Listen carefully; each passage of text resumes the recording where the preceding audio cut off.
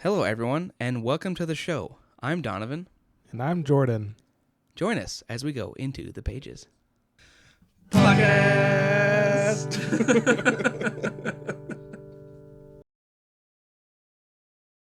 All right, we are back with the next cosmere news.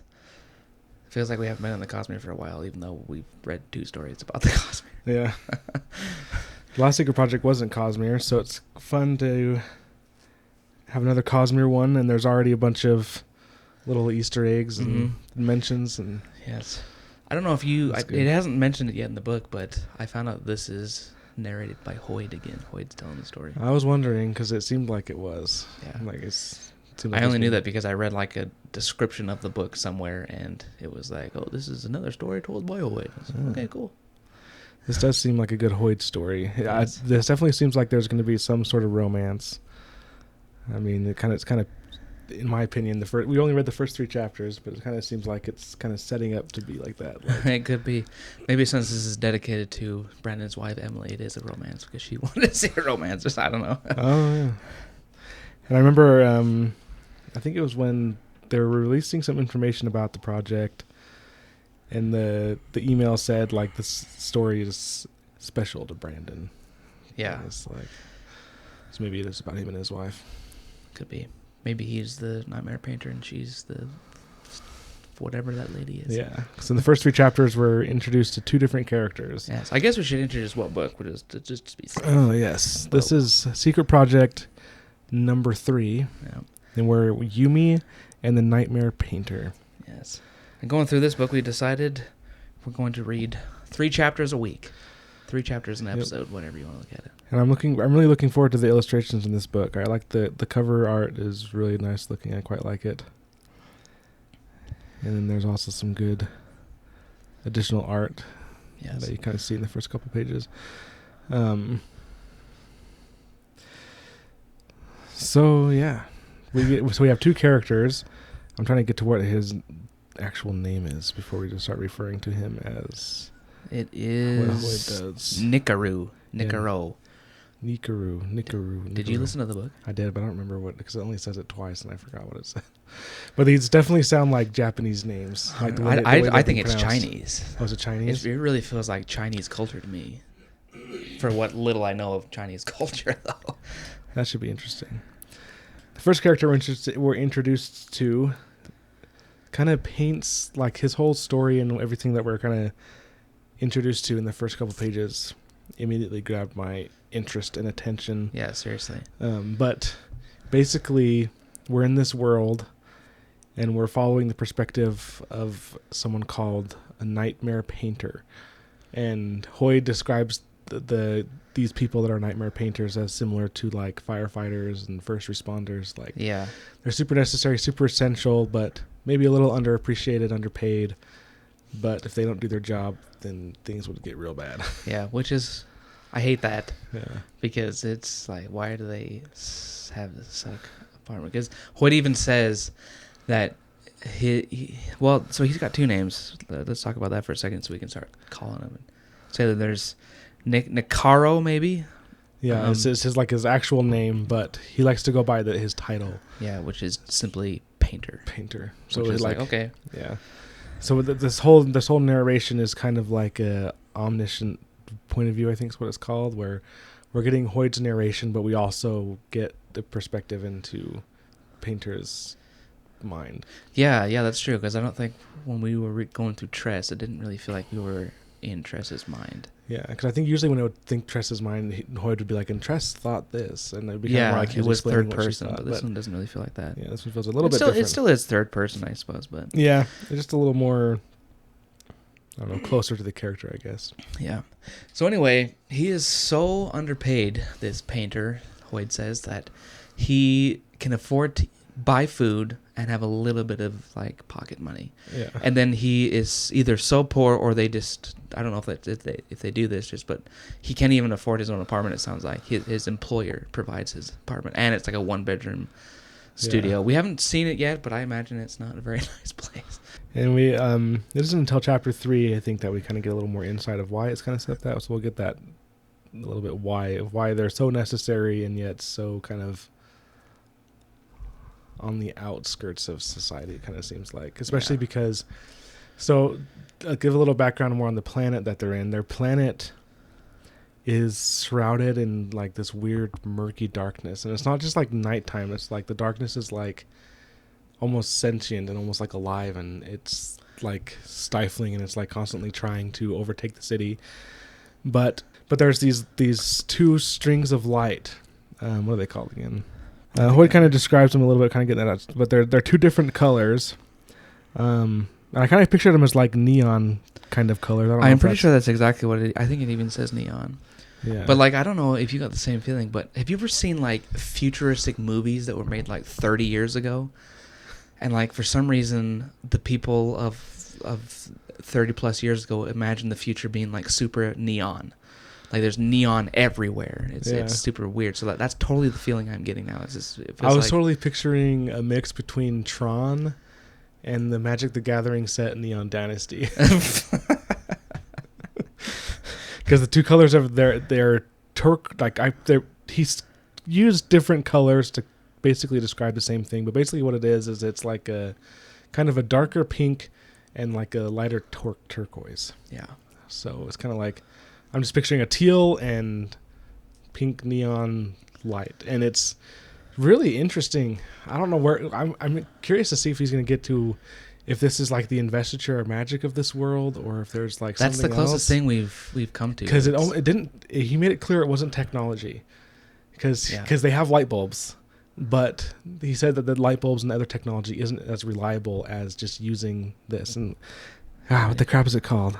I'm totally forgetting. And now, of course, I'm not even finding it. Oh, and also another quick thing is these lights are twin. Hoyt describes them as twin bands of pure energy that are about 20 feet up, so they're not very high up. Yeah, and actually, I think I just found it on the first page. High-on lines. Oh yeah, and I remember the audiobook they pronounced the I differently. It was like Heon. Heon. Okay.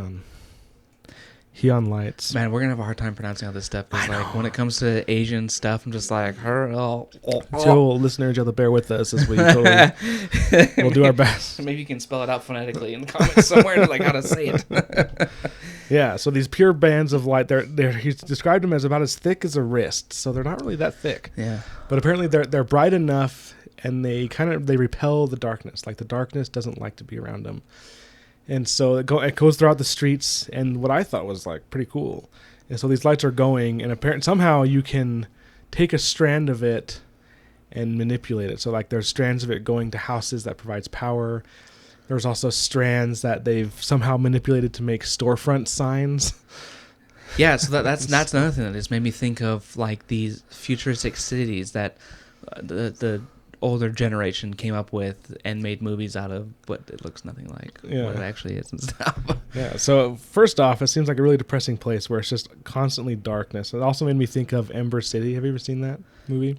Ember City? Ember City. No. So Ember City is a movie about, there's like a nuclear fallout war, and there's this group of people, like a city-sized group of people that go like hundreds and hundreds of miles underground to survive. And it's like pitch black, and they just have lights but you can't really see anything, and it's just lights. And when it's night, they turn the lights off and type of thing. So it's just like darkness everywhere. They never see the sun. And Hoyt even says there's a star, but it's not a sun. It's just a star that kind of pokes through. And we find out the shard that's kind of been around here. Yeah. I forget what it is, but it's virtue essentially. You call it like I think it was. or something. That's exactly what they said was virtuous. Yeah. So virtue is... Oh, wait, no. Virtuosity. Virtuosity. Which I'm sure is just virtue. Yeah. But maybe I'm wrong. But, so yeah, virtue, because Hoyt was speculating, he's not sure why no other stars can break the darkness, but only this one star does. I think in the third chapter we get a little more insight of maybe why that is. Yeah. And this makes me curious, like, how does this planet even exist if there's not, like, an actual, like, sun? Yeah, because how would they make food? They must use the lights, the Heon somehow. That must be it. Yeah, repels whatever the darkness is and provides power and other light or life-like things that what sun would give you. Exactly. And so so we have this setting up. The setting of kind of seems like a pretty dreary world, and we meet the painter who patrols the streets and the perimeter of the city every night. And Yeah. night here is just described as when people sleep, because the actual lighting doesn't change. Yeah. This is man, I already feel bad for Painter, just because if he has this job where he has to work at night, he doesn't get paid but crap, and his job is kind of closer to like a police officer. Yeah. Like, I guess I don't understand what firemen and police officers do technically, but it like police officers patrol, but firefighters don't. They wait to get called, as far as I ever understand. Like the same with like ambulances and all that kind of stuff. So like he can't just wait at home and take a nap while he waits for something to happen. He has to. And it's pretty interesting too that he only has to come out at patrol at night. So like Yeah. So what he's doing, he's a nightmare painter, and kind of bouncing ahead a little bit here. He kind of seems like the kind of word I'm thinking of is, from the last book, Frugal Wizard, you had the Scops, and then in other books you have like wise women and wizards. Like he kind of seems like that kind of era. Like he has a paintbrush that's the size of a sword. Yeah. And he carries around a bag of paint supplies and empty canvases. But I'm like, holy, why does he need such a huge paintbrush for? Yeah. And so it's like, seems crazy. And then there's others. He runs into another pair, and apparently he chooses to patrol alone, even though he doesn't actually want to. He kind of seems like a classic introvert, where he doesn't really want to instigate friendships or instigate things, but he wants people to reach out to him. But then he's also kind of has like a daydream where he's like, they can reach out to me so I can stoically say no. Yeah. I'm a lone warrior. And then he's like, oh, what am I kidding? So it kind of seems like he's in this like depression bordering on like self-loathing. Yeah. And which makes total sense. I mean, you can imagine the night shift, you never see anyone, don't really have any friends. How can you? Horrendously underpaid, like you're barely surviving, and yet you're providing a 100% essential function that if you don't do, everyone in the city dies. Maybe they should just go on strike and get more money. And so this seems like a pretty depressing existence. And it also kind of implies that he hasn't always done this, because usually positions like this are something that like you're raised into, but it seems almost like a job you can choose, because apparently he went to like school for this, and he learned to become an artist. I think John could live in this world. Yeah, John could totally live in this world. He draws so much, he would just destroy everything and be like, yay, hero. Too bad he's not in the cosmere. Yeah, so that's how we're set up. So we get this character, Painter. He performs an essential function. He's depressed. He's living in this kind of gloomy world. We haven't seen much of it because it's just nighttime and everyone's asleep, and it's just him, and he meets two other painters that kind of are like, hi, okay, bye. Yeah. And so, yeah, we don't know too much about this city yet, but we know that he's patrolling and he's depressed. At least that's my opinion. Yes. That he's depressed. I would be too. Are you kidding me? That sounds like a crap life. Seriously. When Hoyt is describing him, he talks about the Veden. Oh yeah, the Veden. I Veden. forgot about this. So he's describing what he looks like, and he says he looks kind of like a Veden from Roshar, but I don't remember the Veden. Shallan's Veden. Oh, okay. So you have no, freaking name. What is it? What's the main, like Dalinar, the Kolins? What's the name of their nation? Dude, I it's been so many years since I've read that series that I'm drawing a blank. Veden is like one of the other larger civilizations on Roshar. Okay. They border freaking A. Wait, they border Kaladin's kingdom and all that. That whole kingdom that Elhokar ruled over. Oh, okay. Alethi. Oh, the Alethi. Alethkar. Okay. Alethi.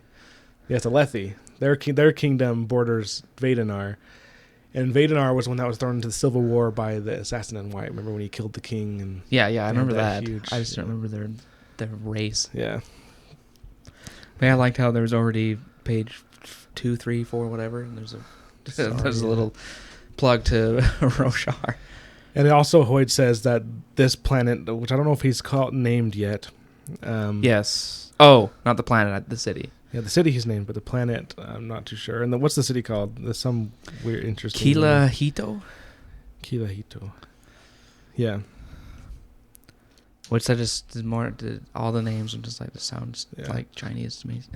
And he's saying that where they're at right now in their society is they're just starting to realize that they're not alone in the cosmere. So it looks like they're getting pretty close to being able to travel around and do stuff. So... Are they? Do they talk about like being able to travel? In chapter 3 they do. Yeah. So they're close. I think they're similar to like Earth, where like they're going to build a rocket ship type of travel. So not like world hopping like Hoyt does. Right. But anyway. And have you... Oh, you just said you've never heard of Virtuosity. We've never... I haven't heard of Virtuosity yet. Okay. This is the first I've heard of her. But it almost seems like she's not really around because he said when she splintered... Yeah, she splintered herself. He said Hoyt thinks that when she splintered, that's why the star can shine through the darkness. Oh, and she didn't even splinter herself. I don't know if this really matters. Maybe it does in the future, but it says that this was... Oh, I think he's talking about the lights again. He's not... Oh, he's talking about the star, but he just mentions that this was close to where Virtuosity splintered herself. Yeah. And he suspects that's why there's like a certain effect going on. Oh, we also figured out he has a crush on a girl named Akane. Does he? I missed that. Well, it's heavily implied. Because he sees Akane and he kind of like chokes up and talks to her and wishes that she would invite him along. And then... Oh, I took that just as like he didn't want to be alone. He wish he would... Maybe it's both. But...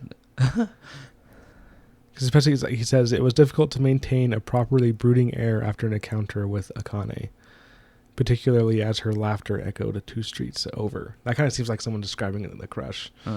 Like seeing her and hearing her laugh makes it so it's hard for him to brood. Seems more than just like a mere distraction of like a person. And then we get the kind of last paragraphs of this chapter is kind of where it really solidifies that this dude is depressed. Cause oh, yes. He's talking about nightmare painting was not as solemn a job as he made it out to be. Helped him feel like less of a mistake, especially during the times when he contemplated a life where he would spend his next 60 decades on this street every night, backlit by the Ion, alone. Yeah, alone. Okay, yeah, that makes sense. It seems sense. like he's struggling to maintain optimism. He's struggling to do it. He's just... I mean, how could you not struggle with that? Yeah. So I feel for Painter. All right, we get chapter 2, and we meet Yumi, who is kind of the different side of the same coin as Painter. And everything. She lives somewhere. I'm assuming not the same planet as Painter. You don't think it's even the same planet? I couldn't decide if it was. So. And because it sounded like it wasn't the same planet. Yeah, because she has sunshine, which his planet, at least where he lives, never gets any sunshine. So unless it's kind of like Frugal Wizard, where... Oh, no, not Frugal Wizard. Silence in the Forest of Hell, was it? That they fled from part of the planet that was kind of more inhospitable. Oh, right. So maybe it's like that kind of situation where she lives on like the good side of the planet, he lives on like the bad side. Oh no, it wasn't that one. It was White Sand. Remember White Sand? One side of the planet's dark, and well, actually no, because that one was described as like fertile, and the other one was like a desert. I don't know. So it could be like 2 different sides of the same planet, or it could be like 2 different planets. Yeah. I'll explain more later why I think it's a completely separate planet. Okay. Anyway, so we get Yumi. Like I said, I totally think that she is the same coin, different side of the same coin. She is kind of not really liking her life, a little depressed, feeling, but in a different way. Like both her and Painter are kind of trapped in a way in these roles that they're gonna have to do forever. And Yumi is kind of more like trying to escape.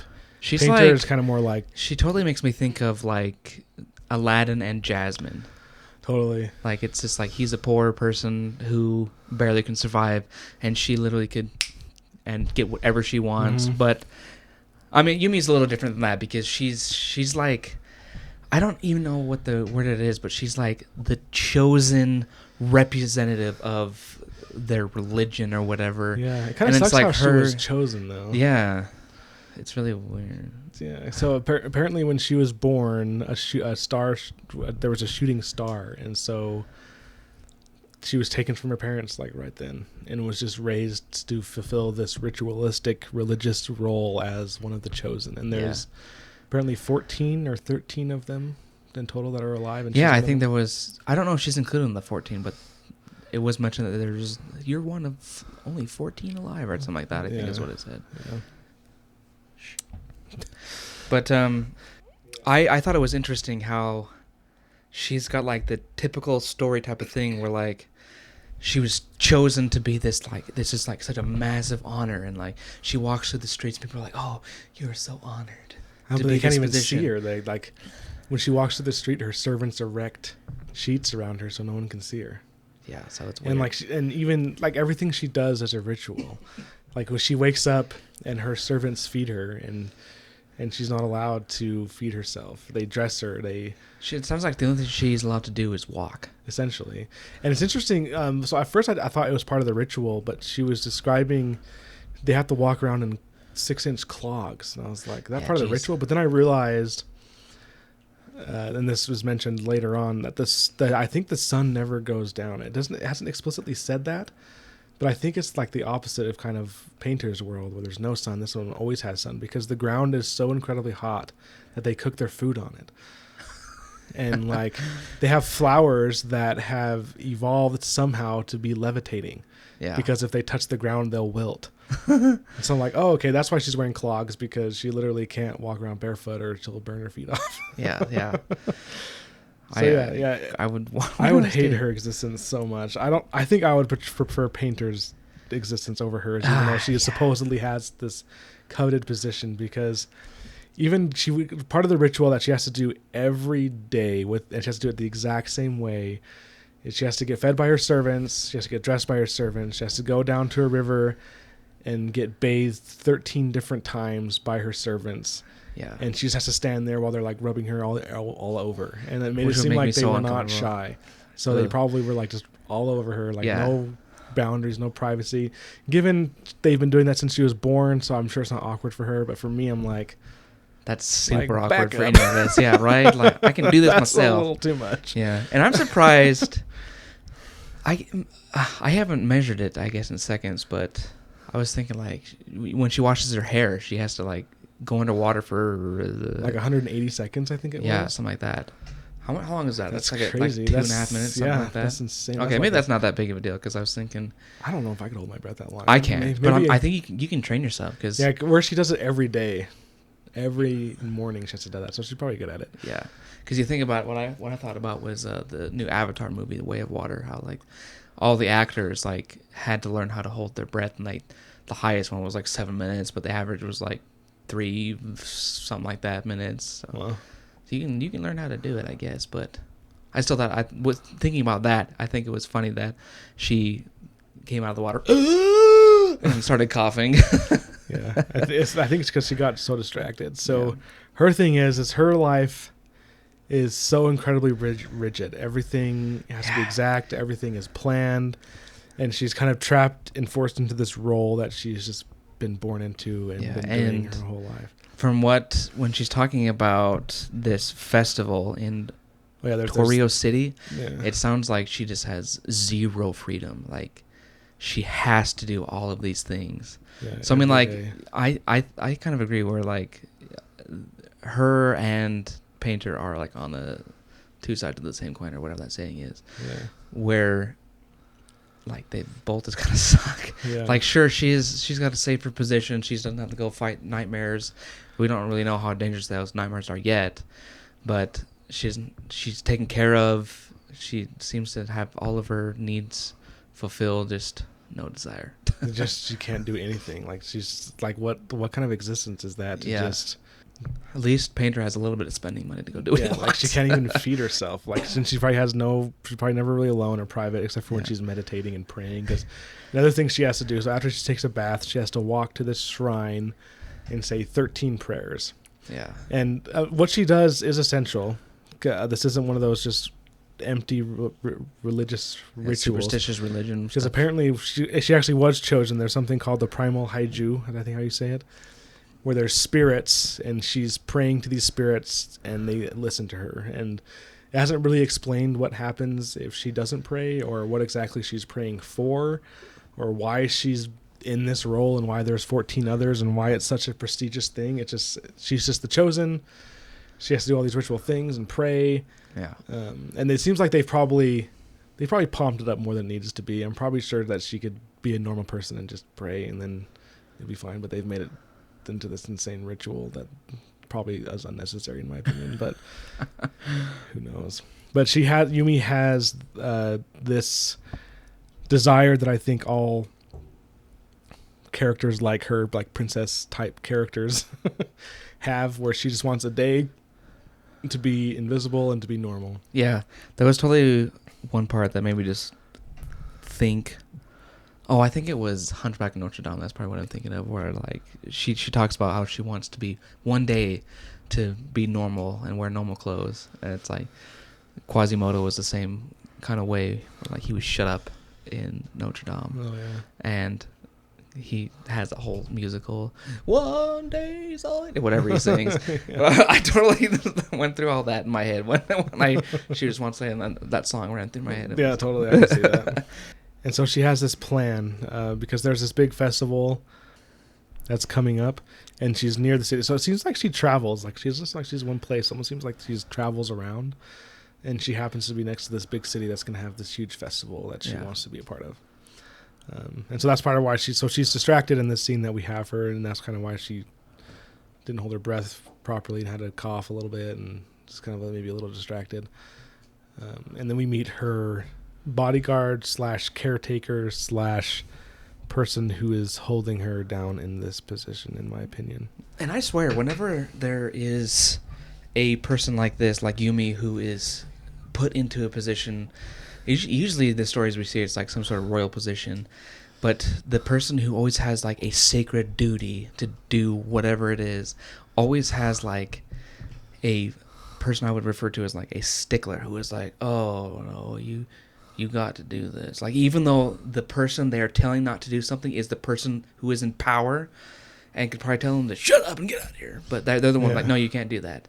Like, it was the same thing with I thought of Warbreaker, with the God King. Like, he was like the most powerful being, and he had all these people who were like, like they cut out his tongue so they couldn't even so he couldn't even use his breath and all that jazz. So even though he had all this supposed power, he was naive and didn't even really know anything. And his priests essentially read Warbreaker if you haven't read it. It's very good. Yes.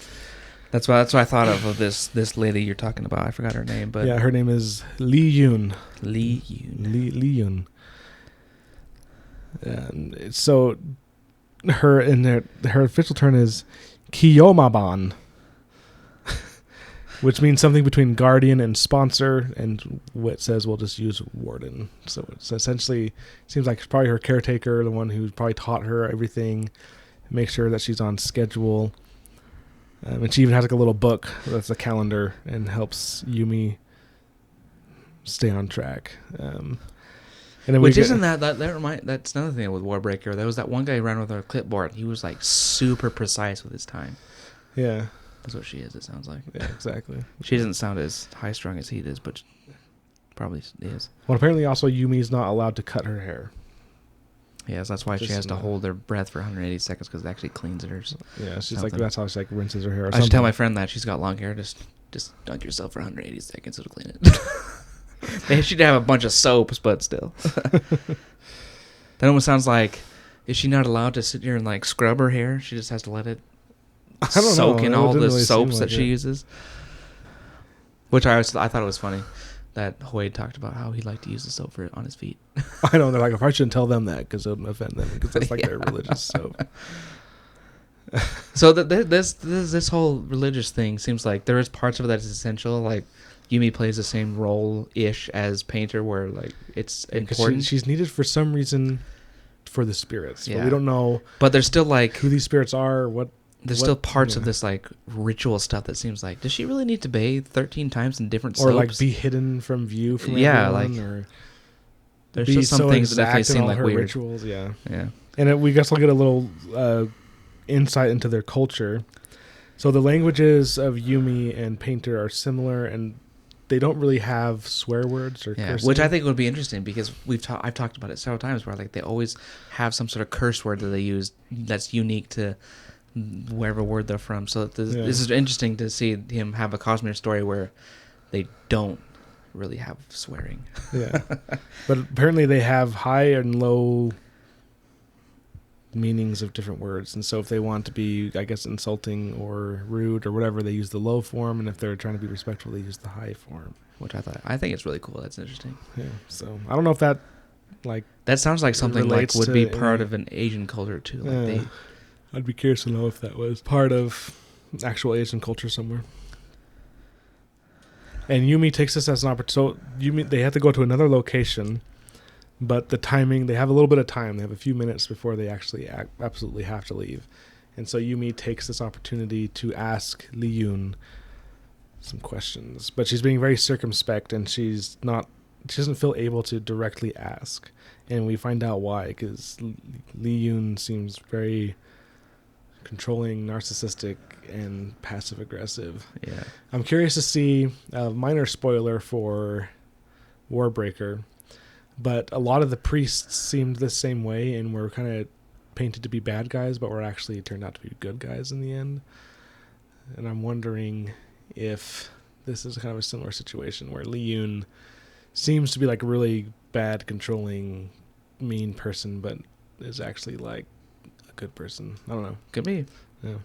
You never know where these are going to go. Yeah, we think it's going to be one of those two, and then Brandon's going to be like, nope, we're going this way. Nope, she's a dragon. She's a dragon. Like, okay. And so Yumi kind of tentatively is like, so we're close to this city, right? What's the name of the city? Torio? We're close to Torio. And, they're having that festival soon. And then Li Yun's like, yeah, in 100 days. And, like, what's your point? And she kind of jumps to conclusions. Li Yun does. Yeah, she doesn't understand that Yumi is a teenager who wants to live life. Oh yeah. One thing we forgot to mention: both Painter and Yumi are described to be about 19 years old. Yeah, so not very old at all. Which makes both of their positions even more intense. Like, would you want to be a 19-year-old who has to fight off nightmares, or a 19-year-old that has to be bathed by people and pray to spirits? And yeah, so she's like, so Yumi describes that apparently during this festival, the spirits won't need to be prayed to that day. And so she's kind of like, we won't need to pray. And she's like, oh, I see what you're trying to say. You're trying to say that you want to spend that day praying in gratitude because you have such a great, honorable position. And you wouldn't even imagine of dishonoring that position and going to a festival. So you want to pray all day. Just like totally gaslighting her and like making her just feel like an idiot. And so and Yumi's just kind of like, okay. And she's like, you wouldn't want to embarrass your station or imply that you would regret your place, would you? And Yumi's like, no. Yeah. It's like, you were honored and you have all these special things and you're special. And Yumi's just kind of like, okay. I was like, oh yeah, and this is where she says this is one of only 14 living who have this honor. Yeah. So yeah, obviously being forced into this position that she doesn't want to be in, but I don't know how. I do want to empathize with her, but I also don't know like what her role is. And this is kind of seeming like it's going to be one of those things where it's a kid in charge of something that's going to save the world, and they shirk their duty, and something absolutely awful happens. Yeah. And so in those cases, I'm always like, stupid kid. But, right. Yeah, so I'm sure we'll learn more. It'll be interesting to see where it takes us. I'm excited to see how these two stories are going to come together. Yeah, I think it might be like a kind of bringing in Disney reference, like Tangled, where Tangled, the daughter really wanted to go see the lights, and the mother wouldn't let her, and so she just snuck out. And so I wonder if it's going to be one of those things where that's what I feel like, because it's just like she's going to sneak out and somehow meet the painter. Yeah. Well, I am really curious because I still am on the fence. Like, it feels like they're in two different worlds, like planets, but at the same time, it's like, well, this is a story about both of them, so are they on the different planets? So I'm just like, I don't know what to think yet. Yeah. But at the end of this chapter, I kind of get the same feeling that Yumi's kind of like a little depressed herself because she's, I don't know, she's kind of got like this whole thing. Like, I hate the speeches that some like military people give Or like, you are so honored because you get to die for this country. Like, can I just not die? Right. But that's kind of how I feel like. You are so honored because you get to pray for the rest of your life every single day. Yeah. And have people bathe you and all that junk. Well, chapter 3 I thought was quite interesting because Yes. when we started this book, I thought the Nightmare Painter would be like the antagonist, something that was causing the problems, but Brandon always knows how to be like, ha, ha, ha, made you look. But that wasn't really what it was about. So Yeah. I like this chapter a lot as we get to see what We Painter's learn- life is about. We learn why the painter's job is so essential, and we also learn why it's easy for society and politicians to kind of put them aside and not give them maybe all of the things that they deserve or are owed. So basically, we learn that what happens is this darkness that surrounded them that surrounds the city, and there's other cities too. Like they're able to build trains and have roads that fall, and they're able to get these streams of light to go to different places. But wherever those lights aren't, and I forgot what they're freaking called again. The lights, the Heon. The Heon kind of holds back but there's creatures or spirits or something that come out of the darkness and will go into the city. Yeah. And apparently they're very similar to predators in the Sixth of Dusk. I was going to bring that up. Like it's I think it was so fitting that we read Sixth of the Dusk and now we're reading this when they've got predators that are so similar. Yeah. The only real difference is in my there's several differences, but the predators in Sixth of the Dusk just like they use their minds to like they would use their nose or their eyes to find the prey, but they still physically eat them. Yeah. Where these guys use their mind to find the prey, but they feed on the mental, emotional stuff of their prey, which I thought was also cool. Yeah, very interesting.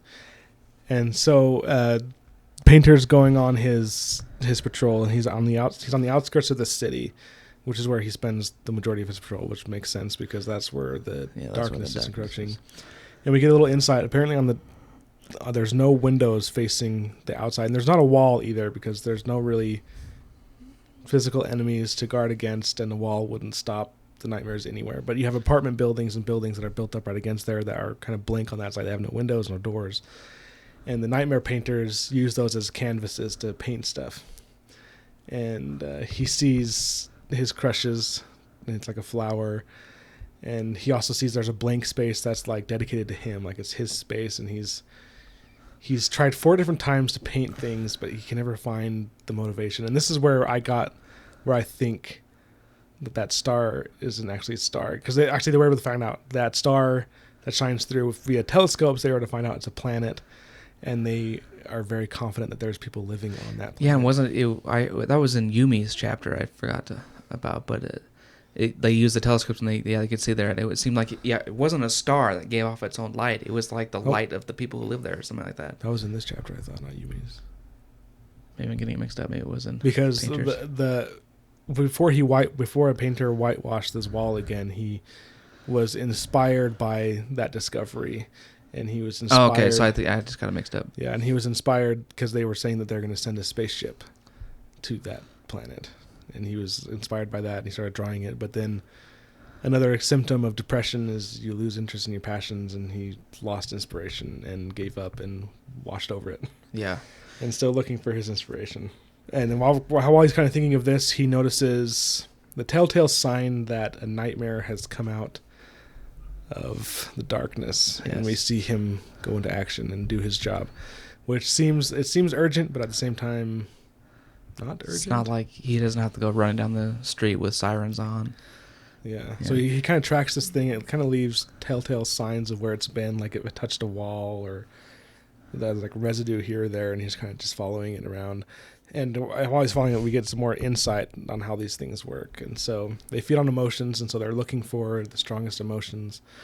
I don't know, just really describe what happens if they find prey. He gets there in time to prevent the creature, the nightmare, from doing anything.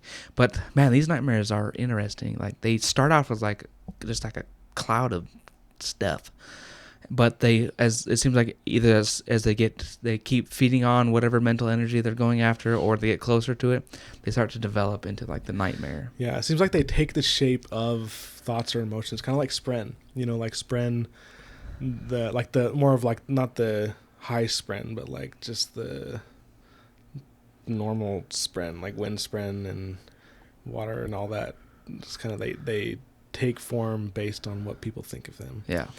So it seems like very similar to that. So I just thought that was intense, like actual living nightmares. Like, yeah, what a nightmare, right?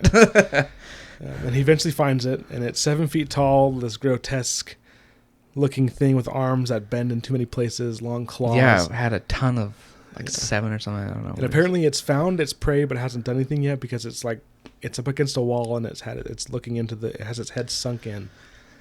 And yeah. This made me wonder, too, like, the walls don't stop these nightmares. They can go through them. So why does it matter that they don't have windows or doors? That's even what Painter says. He even calls them idiots. He's like, these idiots don't have windows. Like, they not having windows isn't going to stop these things. And he even says it makes the situation worse because he's saying not have windows makes the people subconsciously or maybe consciously feel more claustrophobia. So they get more scared. Which attracts them. Yeah. And so it's like you're making it worse and you're attracting these instead of like actually doing anything to make them not come to you. Yeah. Ugh. And then we find out how he fights these things, which is pretty interesting. So first off, right when he comes up, the creature notices he's there and turns around and looks at him. And his training kicks in, and he's able to do something, throw up some mental exercise to mute his emotions, to make him not interesting to this creature. And so the creature ignores him and goes back to the thing. And so it seems like the nightmare painters and maybe other people in the society are able to shield their mind. Yeah. Kind of way. It made me think of Aragon. I totally think that's more what it is. Yeah. Like, these nightmares don't. Well, I was gonna say they don't have like a mental attack, but they still somehow feed on you, which I imagine makes you go brain dead or something. Yeah. But it made me think of. I wonder what happens when they do attack you. Like, is it like a Dementors where they just suck your soul out or something and just leave you a husk? Like, I don't know what's. So I'm far sure we don't know. We don't explicitly know what makes these things so dangerous, but we know that they are dangerous. Yeah. And which brings us to the second point of why these people are so necessary. So, in order to become dangerous, these creatures had to have visited the city at least 13 times. And we see this 13 number come up again. Yeah. Because Yumi, a lot of her things were in 13s. Like, it was the 13th day of the 13th year or something like that. And she had to bathe 13 times. There's 14, which is pretty close to 13 chosen. Yeah, she had to do 13 prayers. Yeah, and 13 prayers. And now we find out these creatures have to come in 13 times. So it's looking more like they are on the same planet, or if they're not on the same planet, they're very interrelated. Close. Yeah. Which I guess we'll figure out more as the story goes on. So anyways, and until they get to that 13 times, they're not really that dangerous. And most of the time they have so many nightmare painters, most of the time they catch them before they get to that stage. And so it seems like what's happening with these nightmare painters is they're performing a necessary function, but they're doing such a good job at it that the threat is no longer felt. Kind of like in Game of Thrones, the ice wall, keeping them from the Ice Walkers. Like it does it's such a there good job for a reason, obviously, and it's important, but nothing's happened in so long that they're just like... They didn't have like that constant like fear driving them to like save us. Yeah, and so they're like, yeah, you're there, you're so essential, but like no one actually like feels it. Yeah. So how he fights these creatures is he paints them. They feed on thoughts, and they if you really focus on them, you can kind of change how they are. And so how these nightmare painters work is they find these nightmares and they neutralize them by forcing them into a certain shape.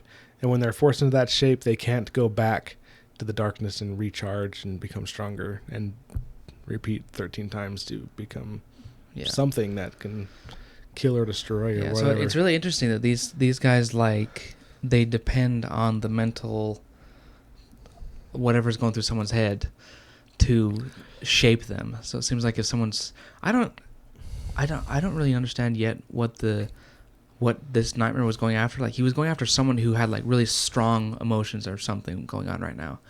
But I don't really understand, like, was he experiencing fear? My theory is he was having a nightmare. That's the only thing I could think of. And that's why they're called nightmare painters, because these creatures are drawn to emotion.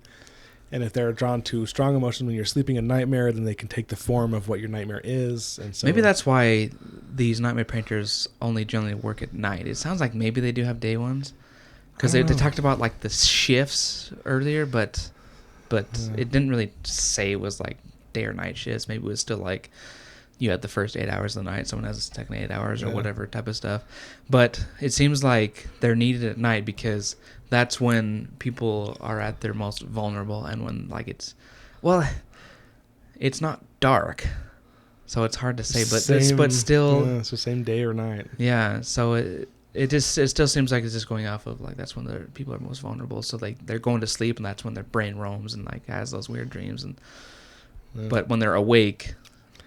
They can control their they're emotions. They're a little more like, oh, that was a dream. It wasn't real. But when you're having the dream, you're like, ooh. Yeah, who knows? And so what he does to nullify this creature is he focuses on it and starts drawing or painting something and picturing what he's painting as that creature being what he's painting, which of course draws his attention and starts going towards it. But he's skilled enough that he can destroy it before it does anything to him. Yeah, he doesn't like lose control or anything. So he starts, and we kind of get another look into his depression here because he draws bamboo, and he's really good at drawing it. Like, he can draw it really fast, really quickly, and really well. And he even mentions, like, so he draws bamboo, and the creature starts to transform into bamboo, and then once it fully gets there, it evaporates. Yeah. And he even mentions, like, even afterwards, he's kind of like, I didn't really get into that, didn't get lost into my art like I normally do. So, poor guy. Yeah, and it seems like there definitely is some sort of danger with these. I mean, it's just obvious. Yeah. If you're logical. But I thought it was interesting how he says when he first says he's like, judging by its appearance, it's fairly new. It probably couldn't hurt him, but probably. So, I feel like there is still. Maybe, because I'm also thinking of the shades from Silence. Yeah. From the Silence Cell or whatever it was called. Where, like, those things touch you and you start to, like, wilt and whisk away. But maybe, like, these nightmares need to build up something and, like, they need to get strong enough in order to actually, like, draw from you. And then once they can attack you or draw your emotions, whatever, that's when, like, they start to hurt you. Yeah. Or can they do, like, something physical to you too? I don't know. Maybe we'll find out later. I'm sure we will find out. Because it seems like the danger obviously is once you start to draw them, once he starts to draw them, it gains their focus, and it was coming after him, but he was able to draw something fast enough that it didn't actually do anything. So yeah, and it was even apparently weak enough that once it transformed into what he drew, it just kind of. Yeah, which is how they nullify him, because now it's not going to be able to go back. That's how they defeat him, because now it's not going to be able to go back to the darkness and refuel and come back. So refuel. The neat gas from the darkness. I think it was described as, like, when they're in the city, the light from the Heian drains them and weakens them, and so. But then when they go back and then come back, apparently doing that 13 times does something, makes them stronger, more resistant to the light. I understood it to be like they went into, like, and got some energy and had to go back, but then got some more, and they're slowly just getting stronger. Their form but just becomes more solid. Like, they first come out as like an amorphous blob, and then they gather thoughts and emotions. Yeah, so I think that, like, they're able to gather some thoughts and emotions when they come in, but, like, not enough to really do any damage or anything. But then on their 13th trip or whatever, they're strong enough to actually be seen. It almost sounds like, no, they still get caught, but if they get this far, then they're strong enough to actually cause harm. Super interesting, I think. Yeah, interesting. So, prediction time. We like to do this the first few chapters of the book. Yes. See what's going to happen.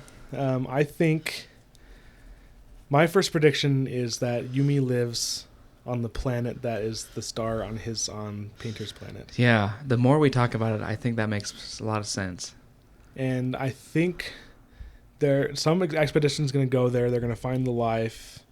And I think either Yumi's going to get on that ship and make it to Painter's planet, or Painter's going to make it on that ship and make it to her planet. Maybe even both. Or especially because the cover is kind of them swirling around each other, reaching towards each other, and kind of touching. Like they're going to meet somehow.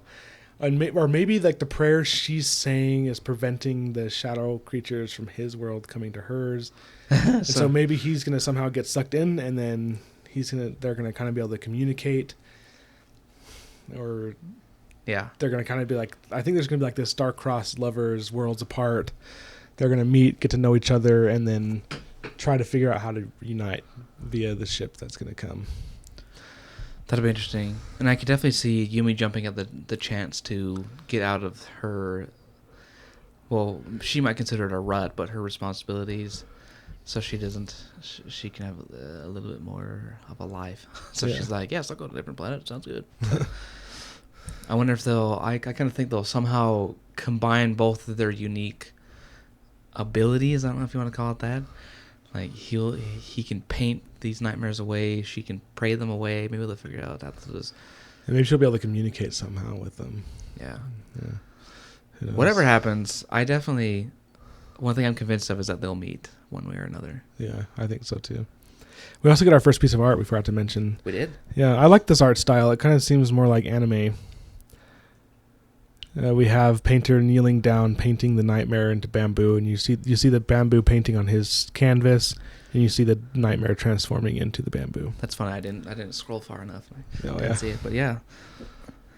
That's pretty cool. Oh, another thing we forgot to mention, for whatever reason, it's more effective for the painters to use black paint on white canvas because it more closely represents the creatures. But again, it's probably easier to he's make them he's move. painting on this canvas that's not very big, and he has this huge paintbrush. Like even in the painting, you can see the paintbrush is huge. I'm like, why does he need such a huge paintbrush for such a tiny painting? Did he use that? He only had that giant paintbrush. He doesn't have anything else. Yeah, because he pulled out the paintbrush, the ink, and the canvas. And the paintbrush he described, at least when he was describing, I forget her name, his crushes, he said it was the size of a sword. Yeah. So I'm like, oh, they're like maybe like a short Roman style sword, but still, like that's a huge paintbrush. Like, yeah, it's massive. I can't imagine. But is the actual brush huge too? Because looking at this picture, that's really small detail that to be painting with a giant brush.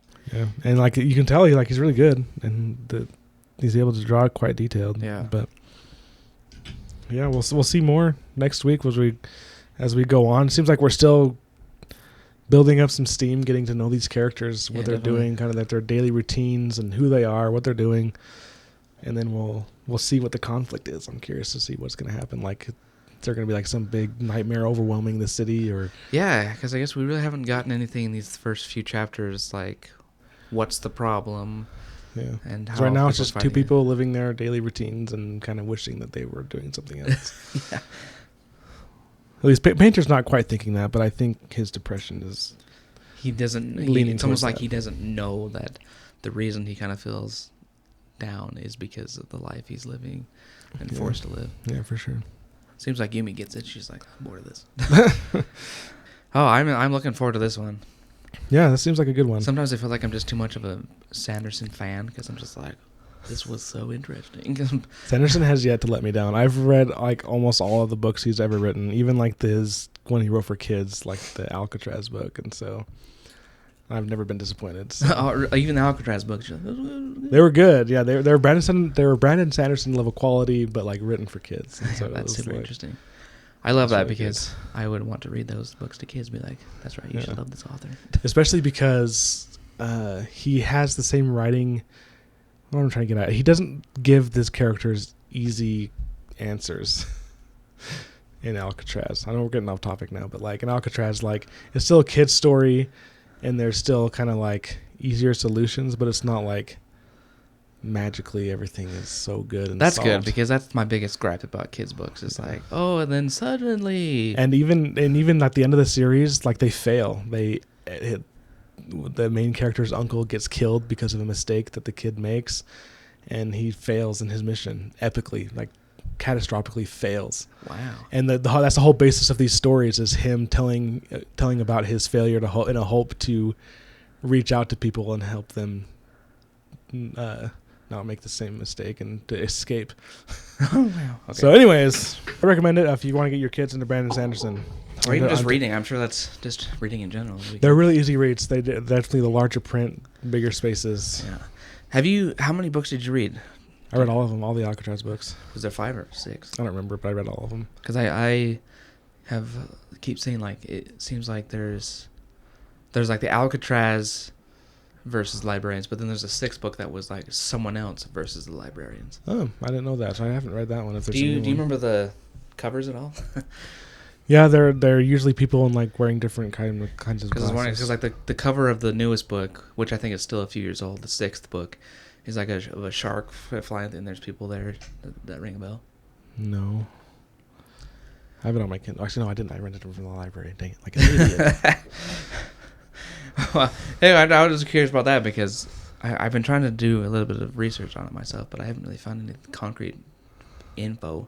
But it seems like it's totally the way the books are written. He could write almost indefinitely within this series, because the whole premise of the series is that there's this evil society of people called the librarians, and their whole thing is control, and they want the world to be a certain way, and so they control information, they control education, and they're really sophisticated such that there are entire continents in the ocean that we're not aware of, that they've written off maps, that when planes fly over them, they make it so you can't see them. Wow. And his whole fight is to expose the librarians and bring the world the truth. That sounds really interesting. And so that's the whole book. He's like, obviously I've failed because you don't know anything I'm talking about, but hopefully these books will illuminate your mind. What if it became true? I'd be like, It's just really funny because dinosaurs are not what you'd imagine, because dinosaurs are small and they can talk and they're really smart, but the librarians kill the dinosaurs and enlarge their bones and bury them for us to find. Oh my gosh. How does he explain fossil fuels then, I would like? I think that's part of the thing, because like the dinosaur figures out what's happening and he's like, oh my gosh. That's awesome. I really like it. That is really funny. So the only thing I never knew about that series was I saw an interview where Brandon talked about it at his Dragonsteel event. Oh, really? He was like, he was working at a library at the time he started writing these books. And like, I don't know, remember the whole story, but I think it ended with like he got fired. Oh, really? Because of something stupid. It didn't seem like it was really grounds for firing, but whatever, he got fired from this librarian job he had by the librarian. And then he wrote the Alcatraz versus the Evil Librarians. Nice. It was really How about funny. that library's like, dang it, we could have put a plaque saying Brandon Sanderson used to work here. We fired Brandon Sanderson. Now he's a great author. Oh, that'd be funny. Yeah. Well, I hope you guys are all as excited as we are to dive deeper into this book. Yes, another secret project hitting the ground running. Yes. Super awesome. We're already more than halfway through. We've only got one more after this. It's going to be sad. I know. And then we'll have to see. Hopefully Stormlight will come out after that a little bit. I bet you it's close to like November of 24 is when Stormlight 5 is coming out. Yeah, so I'll give us all an opportunity to revisit some old favorites in the Cosmere, maybe read a couple new ones. Yes. If you have any series that you really like that are on par with Brandon Sanderson, you think, definitely shoot us a message and let us know. Yes. We're always on the lookout for series that we haven't read yet Definitely. that are good. Always, because Brandon's got a lot of books, but he doesn't have He doesn't enough have to enough. keep us reading for 40 years. Yeah. So, yes, we would love to hear what you guys are reading. If you're not reading, Yeah, You- let us know. We're on Instagram. We have an into the email. pages on Instagram. Yeah, into the pages. We're on Facebook. Nope. We're on Instagram. So let us know. We also have a few videos out on YouTube. YouTube.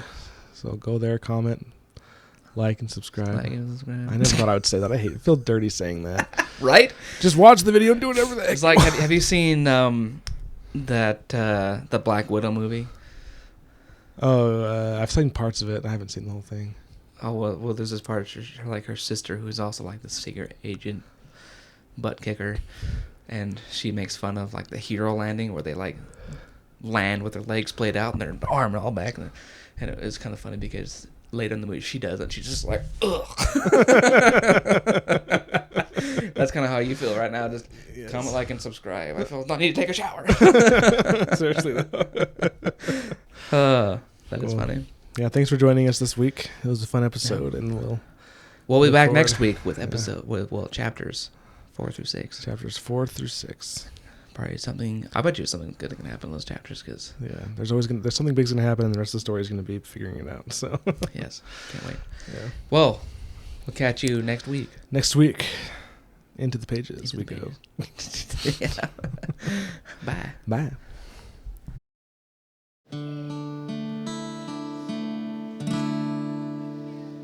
It's over.